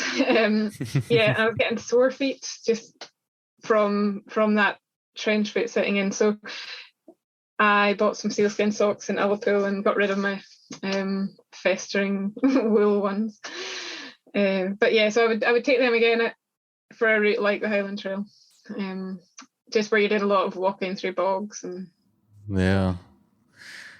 Now, you mentioned, doing an ITT when you're not in the group. It's not on track leaders, that kind of thing. How easy it would be to kind of just, maybe just tour it, or maybe just give up, something like that. I'm wondering if there was a time on the route that you came close to pulling the plug. Did you ever just think, no one's really watching, I could just do whatever? Yeah. I only felt like I might stop because I was getting forced. Once I started, I was fairly, maybe on day one, actually. Like towards the end of day one, I was quite far behind where I thought I was going to be, between all the river crossings, and then a bit of a poor preparedness thing from me with my Garmin GPX file, which needed sorted out at a cafe. I just lost quite a lot of time on day one, and then ended up having to go over this huge pass called the Coriaric Pass. It's like 700 meter high. It's one of the highest points of the route, and it's really quite grim. You're following pylons up this zigzaggy, awful steep climb, and then you've kind of got to descend a similar thing into the town Fort Augustus, which a lot of people get a dinner there. And I kind of realised I was maybe not going to get dinner there. I'd be too late. And I was still a bit hopeful. And then when I was descending, it got dark and it was misty, and you just couldn't see. I was tired and hungry, and I took so long to descend that I missed any kind of hot food or anything in Fort Augustus. Yeah, I was struggling a bit on that day, definitely. But I don't know, I gave myself a little treat of going into a pub and having a Coca-Cola and a bag of scampi fries. And yeah, I suppose looking back on that, if I was racing really hard, that was like totally unnecessary. But it kind of, I don't know, I felt I needed just a little treat, a little something to lift me. A little reward. I don't know, yeah. I think, yeah, having missed out on the hot food thing, that was kind of my like consolation prize. So did you come close to actually throwing in the towel? Were you thinking about it, or was it just that was like the most mentally tough day to just, oh man, I'm not where I want to be? I wasn't close to giving up, actually. I just felt a bit down. I don't think I did. Yeah, it was too early to give up. And yeah, the only other time was I'd done a lot of hike-a-bike in the middle. I don't know what day it would have been. Maybe day 3, no, day 4, I think. Leaving Ullapool, there was 3 big climbs, and most of them you had to push up all of them 400 meters each. And on the third one, my back just sort of like gave up a bit, and I was really tired. And then I didn't even like, you know, like just pushing through it, I didn't seem to be able to push the bike above my head, like, which I needed to do to get it up these steep bits. I just felt like I almost couldn't do it, and I thought, oh no, this is it, like I've damaged myself and I've overdone it. So I was worried I was going to have to pull out, just because just like a strained muscle or something. But I slept well that night, and I was fine the next day. So I think I was just really tired.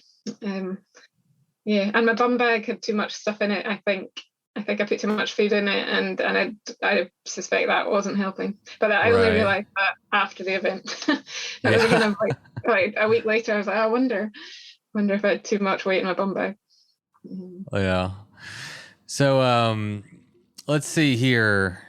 Let's talk about, I thought this was fun. You said you developed split personalities from sleep deprivation. And my thought was I could either see that being comforting or terrifying. What was your experience?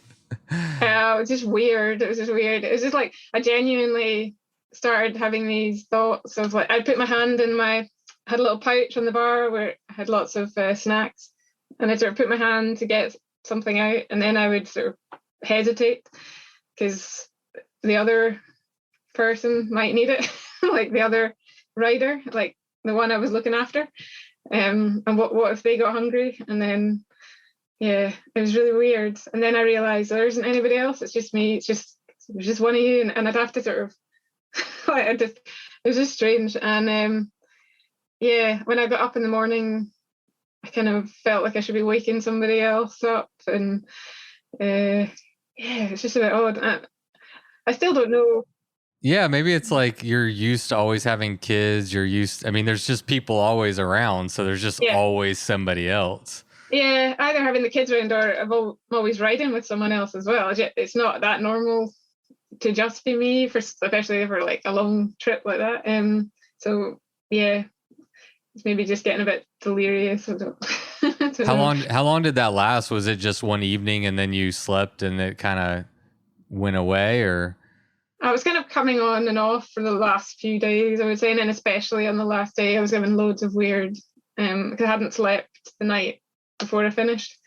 Well, I'd slept for half an hour, but pretty much pushed through that night, and that was when I had loads of weird stuff going on. I'm sure there's people out there that do this kind of thing all the time, but it's my first experience of like proper sleep monsters. And yeah. Was it scary? What was that like? No, yeah, not really. It was kind of funny, but also a bit like, oh, like, does this mean I need to lie down? Like, yeah, is this someone telling me that I need to like have a break? And it only became a problem when the tracks got really straight and boring and flat. Otherwise I could kind of, otherwise it didn't really happen so bad. But twice I needed to take like 5 or 6 minute nap. I'm actually just guessing it was 5 or 6 minutes, but I just had to sit down and shut my eyes and fall asleep and reset a bit. But yeah, that was all.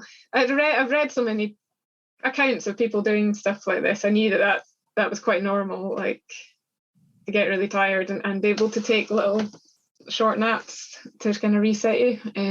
Did you find that, like, okay, I've never had the sleep monsters. It's kind of like one of those experiences I want to have because I'm curious.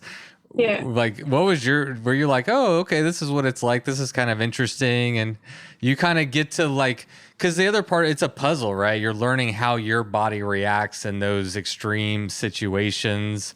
Yeah. Is that like, how did you view it? It's all a big experiment.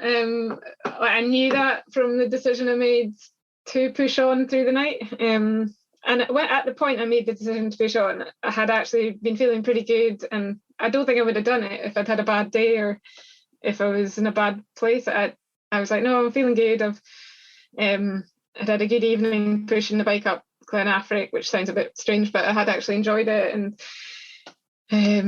had a good feed and everything. So yeah, and I'd read about other riders doing it on the last day. You can see why, because if you want to finish the following day, well, for me, I knew that if I had a long sleep, I wouldn't have been finishing till quite late on the Thursday. Whereas if I could push on, I'd be finishing at like tea time, which was quite a nice thought, rather than arriving in at 11 or 12 o'clock. So I was kind of motivated by just having a sociable finish time.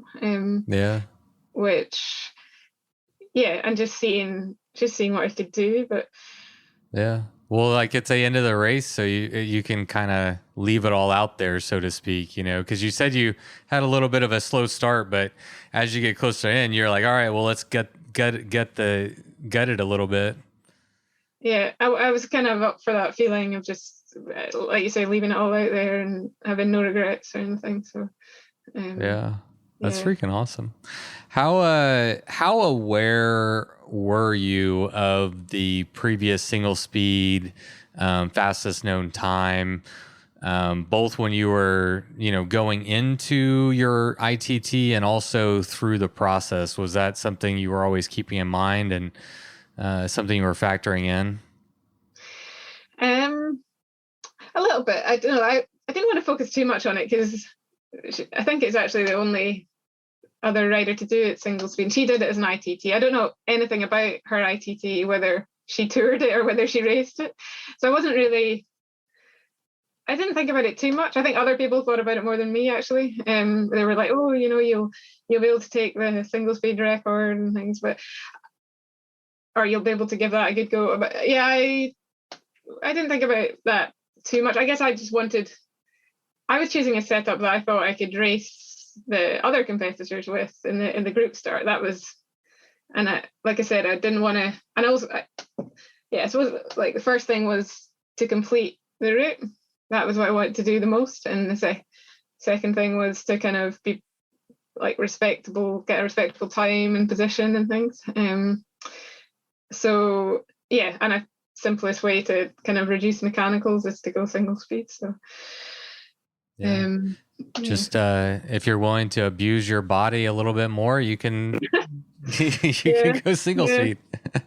Yeah, I think the single speeding, it spreads out everything. It's not just about like mechanicals. It's like, I think by training single speed, you're using your whole body like to get up. So you end up with like a stronger core and overall body strength. Whereas if you're just sat in the saddle, like kind of choosing the gear that your body knows best, you end up like kind of, it's all about your legs, and you're not kind of spreading the load around your body. Yeah, I think it makes you strong, and also you get off and walk a little bit sooner, which I don't think is such a bad thing on such a long thing. I was quite glad sometimes when I was like, oh, now it's time to give up, and then I would get off and have a bit of a walk, and I was quite glad of that change before I would get back on again. So yeah, and it's a forced recovery while you're riding, like you're like, and then you're spinning like on the flat sections, on the easier sections. I definitely think it's beneficial to spin your legs out sometimes, and I don't know if you had gears, if you would actually do that. You would probably just be pushing on and trying to kind of keep on top of whatever you could. But so I think there's benefits that people don't maybe realize. Forced recovery, that's a good way to look at it, both spinning out and also with hike a bike, pushing your bike, whatever. It's forced recovery. It's time where you'll be using different muscles, and the more you can kind of distribute the weight, so to speak, I can just see it making a lot more sense, especially for an endurance effort. And I mean, we've seen time and time again where really the difference between single speed and geared bikes on a lot of races like this in an endurance sport, it's fairly negligible. Bailey Newbury was, I think he's famous for saying on my podcast that he thinks that the overall record for Tour Divide can be taken down on a single speed. It hasn't happened yet, but it speaks to his belief and the idea that, there's a great, the margin between single speed and a geared bike is not as great as maybe people perceive it to be. Yeah, I definitely agree with that. Yeah. And you proved it. You're another example that we can point to of, I think it depends on the route, obviously, but on pretty gnarly routes, it doesn't seem to be like a real negative thing. It is more, but I was going to say it's more physically demanding. Yes, your body's absorbing more of the trail, but from a geared standpoint, like you said, you're actually giving your body some relief, so it may be less demanding physically in some ways. So it's pretty interesting. Yeah, you can't kind of like some climbs you get them over with because you just have to, if you are willing to pedal and like get to the top on whilst riding the bike, then you can get up there significantly faster than if you had a really easy gear to just spin away and so I think there's pros and cons, but pros and cons. Yeah, you got to pick the bike that suits you. Yeah. So what was your favorite day or moment or experience that you had on the Highland Trail? Finishing. No, that's a good answer. I think there's probably like two best days, but I'll go for the northern loop. I hadn't done, so I was saying that I'd recce'd some of the course over the winter, and but there was a few bits I hadn't done, and I hadn't done the whole of the northern loop. So have you seen the kind of picture of the course? It's almost like 3 loops, but right, you kind of go up one side and then down the other. So I don't know how you describe that best, but so there's a sort of top loop that you do, and it was just really blew me away. It was just like really amazing kind of mountains, totally different to anything I'd seen before. And the rock was just like really stunning, like huge big sort of stripes, like black stripes and sort of shiny glistening bits. And obviously I hit it on a good day, so there was nice sunlight on it and everything. The riding itself was like not amazing. There's a lot of, I mean, it's quite nice riding into the hills until you had to push up, and then it was quite haggy, and you could ride little bits in between, but a lot of like lifting and dropping the bike at one point to get it down a peat hag and then steeply up the other side. But the whole, just being in that landscape, it was just so wild and amazing to was see. Up in the area where you vacationed with your family, isn't it? We've been on vacation, but like we'd been to the beaches, and I'd been on really short gravel rides, like very short, just actually I sometimes just rode to the beach and they drove to the beach, or I think I went up a couple of tracks for like 20 minutes when I have just, in the evening and things. But even just driving through that area is stunning. It's just like nowhere else. It's like, the rock and all the water. There's like lochans everywhere. It almost feels like you're sort of in the sea, and but surrounded by mountains. So I really enjoyed that. Just it was all new and amazing. And so that's the longest section you go without a shop. And I, unlike when you do the event, the shop wouldn't stay open late for me. I did phone and ask if they would like, because in the event, if you're a bit late, they let you knock the door of the house next door and they'll come and like open the shop. But they were like, oh no, we shut at 5 basically. They said if you're nearby and you're just going to be a little bit late, give us a phone call. But they weren't going to keep it open until late for me. Anyway, but it turned out I made really good time through the Northern Loop. And I had loads of time. By the time I got to the road, I had loads of time to get to the shop. And so I realised I was passing a really nice hotel, which I'd actually been to with a friend who'd helped me out with the cancer treatment. And we'd been there 2 years before. And I knew they did really good food. So I just kind of rewarded myself with the extra time that I'd had, and the amazing ride that I'd had. I went to this really nice pub for it's called Kyleskew Hotel for like a brilliant sort of lunch and pint of Coke and espresso, and felt amazing after it. So maybe that's the best moment, that meal. It was just, and I got served really quickly as well. I thought, it looked really busy. I thought, oh no, I'm going to end up with a really long wait. But I was, as long as they were going to serve me, I was prepared to wait. But the food was amazing, and it arrived really fast. And so it was definitely an hour well spent in that pub. They didn't serve you quickly because they wanted to get you out of there, was it? Well, that's funny because I did take my shoes off. I was sat in the corner, and I just had to get my shoes off, and I just looked at the floor, didn't look anyone in the eye, and took them off, and nobody said anything. Oh, that is so funny. I did. A few people did look when I walked to the toilets, and I was in my bare feet, but they let dogs in, so I figured it be that bad. If they let dogs in, they'll let me in. That's a good rule of thumb to live by. Yeah. So I feel like this is obviously I feel like a really big personal challenge for you to like take on after a lot of personal challenges and stuff. Have you had time to process it, and how meaningful is it to have accomplished it and not only finished it, but have a really great time as well? I thought it's been, I think it's actually a month to the day since I finished. It was 20th of September today, isn't it?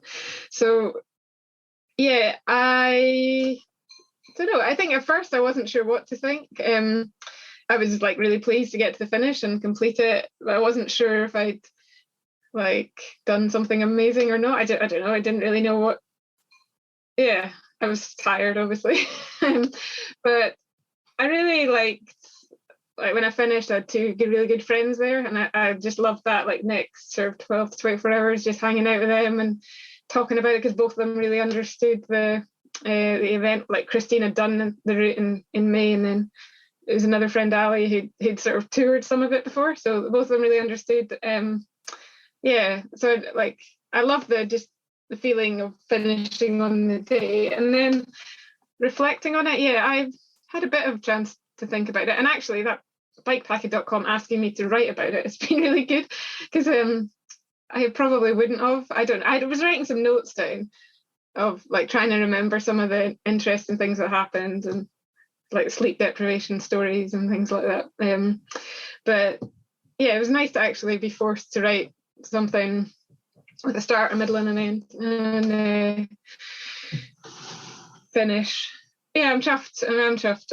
I suppose mostly about like doing it on my own, and actually just like being stubborn enough to get out there and do that. It was a bit of a whirlwind, being on that route. It was strange. Yeah, I don't know. I'd watched all those dots in May and going around what I wanted to do, and then I was out there, but it was only me. And I was aware how, like sort of the pace that other people had done it at in May. So I guess I had a bit of a virtual race going on. Like, I didn't let it become a race, but I was aware of like where other people would have got to on night one or night two.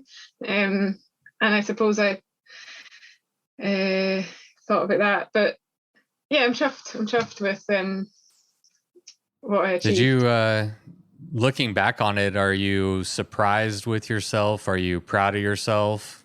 What do you walk away from, or I should say? Yeah, I think especially like thinking back to like 2 years ago, I wouldn't have even been happy going. Well, I went for a bivvy on my own, like for the first time near the house, and that same year, like I'd never done a really long ride, like not like really, really long distance ride. And then, yeah, to go out on my own and kind of look after myself and deal with. I didn't have much bike issues at all, but yeah, there was like noises on the bike which could have really stressed me out. But I just kind of calmly gave everything a bit of a clean and kept everything running smooth. And I was chuffed with how I dealt with that, and sleeping out on my own, like it was totally fine. I was so tired by the time I went to bed, and it didn't matter. I guess I'm looking back at where I've come in the last few years, and like you say, from the kind of health, like from a few years ago, having the cancer. It was 3 years ago I would have been diagnosed with breast cancer. So yeah, I'm definitely pleased to be where I am. Yeah, absolutely. Yeah. What has this experience opened up or unlocked for you? Are you thinking about other events? Now you know you can do it. Does that kind of unlock in you this desire to keep pushing, or is it too soon? You just like, I want to break. I know. Yeah. Maybe. I think I do feel a bit like I missed out not being at the group start. So when I finished a month ago, when I finished the route on my own, I sort of, Christine said, so that was your recce for next year, and I was like, no way. Like that was it. Like that, I've done it now. But yeah, the more I think about it, the more I kind of do feel like I missed out on not doing it as part of the event, and that just that community and the sort of, I think it'll be totally different being out there with other people. So, and as for something, but yeah, the other part of me is like, well, maybe I'd prefer to do a different challenge, like see somewhere different, or So it won't be the last thing I do. But I haven't worked out what next. Well, does your husband Colin get the next adventure? So do y'all ping pong, and now he gets to pick one, or what? Yeah, maybe. Well, he's now inspired to do the Highland Trail, and he's 40. But he actually not. He kind of did a big thing this year. He did something called the Ramsey Round in sub 24 hours. He'd done a lot of training all winter, and it was a pretty big achievement for him. So, yeah, but he might, if he's comparing the number of days out doing adventure, then maybe he's got a few to cash in. So yeah, the Highland Trail is obviously quite a long one. Yeah. Well, congratulations. So it's getting close to 10 o'clock where you are. What does your life look like? You got to get up early and get kids ready for school, or what? Yeah. School and playgroup. But we just live around the corner from the school, so like, yeah, the kids don't actually need to get up that early. Compared to our kids are getting up when other kids are getting on the bus. So yeah, they're quite lucky. Yeah. Man, my youngest one, we got to get up at 6:30 because she has to be there at 7:30. Oh wow! Which just seems like early, really early. Is that school starting? Is that a kind of childcare? Is that like pre? That's elementary school, so she's a kindergartner. Wow. So yeah. Wow. Yeah, ours start at 9 till 3. So yeah, God, I wish. Yeah. I wish. Man, yeah, they're getting up at 7:30. Well, good. Then you can still enjoy some of your evening before you have to go to sleep. And yeah. We should probably get to bed earlier, but you can kind of get away with staying up till 11 or something. Still get. Well, like I said, man, this is like your only free time as a parent is to enjoy these hours after they go to bed. So you got to maximize them, Yeah, as I get older, it gets less and less. I'm a bit worried about that. Yeah, that's true. They start staying up late.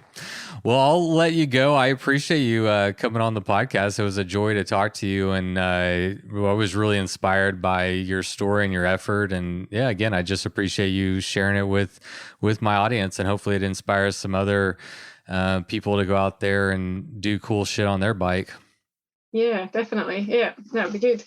Yeah, that's why I kind of thought it'd be a good idea. So yeah, hopefully it inspires some other folk. Yeah. Well, next people are going to be listening to your podcast and then going out and maybe beating your record or trying to. We'll see what happens. Yeah, that'd be good. That's what records are there for, isn't it? That's right. Little Scotland competition. I like it. Well, thank you so much. I appreciate it. Thank you for asking me or inviting me to the podcast. Oh, of course. I was so glad you said yes. When I read that article, I was like, I mean, just as a parent, I know how hard it is to carve out the time to train and be away from your family and all that. So it's a whole extra element of accomplishing something like this that I find inspiring. And I think it's important that other parents and people with whatever you have going on in your life, we all have different challenges or hurdles that we have to overcome. And so I think those stories are important, and I think they help resonate with people. And the more examples we have of humans going out doing cool stuff and overcoming challenges, I think the better. So thank you. Cool. Thank you. All right. Take care. Bye-bye. Bye now.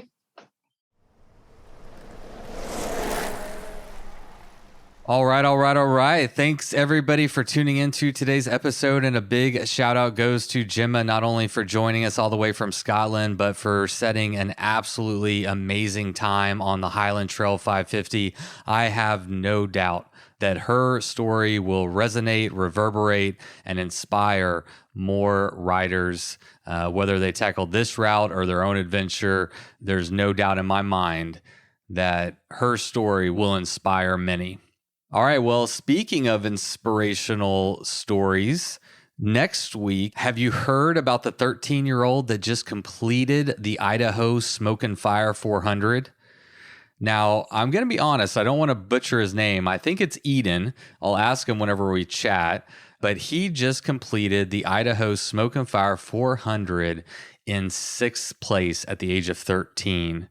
No matter what place he got, just completing that route at the age of 13, I think is absolutely mind-blowing. To think that he got 6th place out of a field of 83 is just unfathomable. And so I cannot wait to have him on the episode. Look out for that one next week. And then after that, I'm going to be sharing an episode that I record while I ride the new route for the East Texas Showdown. I'm going to be riding the lowdown route. It's 170 miles, and this route is designed to be a non-competitive bikepacking ride. So for the East Texas Showdown, there's going to be a group of us that ride it, camp, drink beer, sing songs around a campfire, and then find our way back to the Bullet the next day.